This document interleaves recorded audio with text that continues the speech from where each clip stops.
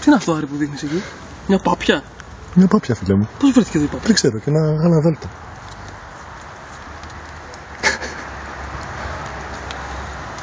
Φάγαμε μερικές κρέπες εδώ με τον φίλο μου τον Άρη.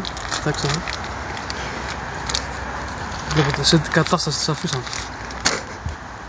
Βλέπεις εδώ. Κοίτα. Τη βλέπεις την κρέπα.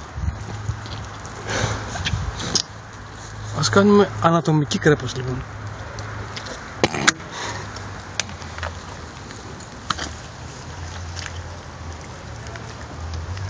Τι περιέχεται εδώ μέσα, φίλε μου Άρη? Εδώ έχουμε πραλίνα. Έχουμε... την αποκαλούμε στα καταστήματα Ferrero. Έχουμε άσπρη σοκολάτα και μαύρη. Και έχουμε και λίγο, τι έχουμε μέσα? Φουντούκι. Λοιπόν, η δικιά σου. Κάτσε. Με την πάπια εδώ, γιατί έτσι? Βλέπεις εδώ, πώς την απλώνει. Σαν μπριζόλα. Τι βλέπεις την μπριζόλα, πώς κουνιάται?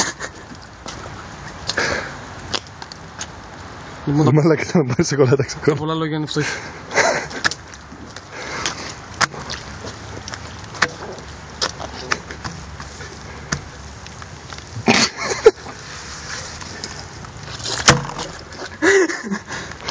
Τι είναι αυτά, ρε φίλε? Δεν σε καταλάβαινα, Στέλιο. Τι είναι αυτά που κάνεις? Το πλένουμε λίγο, ρε. Ρε μαλάκα, ήθελα να τις φάω αυτές τις κρέπες. Μαλάκα, τι κάνεις? Θα τις φας, μην ανησυχείς. Ρε μαλάκα, Στέλιο. Θα τις φας. 10 ευρώ έδωσα, ρε φίλε. Μην ανησυχείς. Τι κάνεις, ρε μαλάκα? Μην ανησυχείς. Τις φτιάχνω πιο καλή. Μαλάκα, τις απλώσουμε, δεν τις κάνουμε αυτές. Τι έφερε, μαλάκα, ηρέμησε.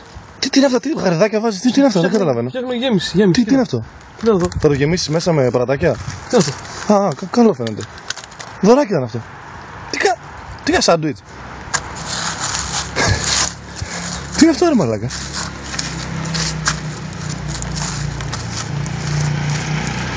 Είναι μαλάκα να τα φάω αυτά, ρε φίλε. Μην ανησυχείς. Είναι όλα υπόλοιπα. Με το γάλα θα ταιριάξει, λες? Θα ταιριάξει πάρα πολύ. Όχι, ρε μαλάκα, τι κάνει? Τι είναι αυτά, ρε φίλε? Γιατί τι έχει, ρε μαλάκα, ρώτα, είναι. Κοίτα. Πάπια και όλα. Να, ορίστε. Γαμάνε όλα. Ορίστε. Γαμίσου. Κρέπα, δεν ήθελες?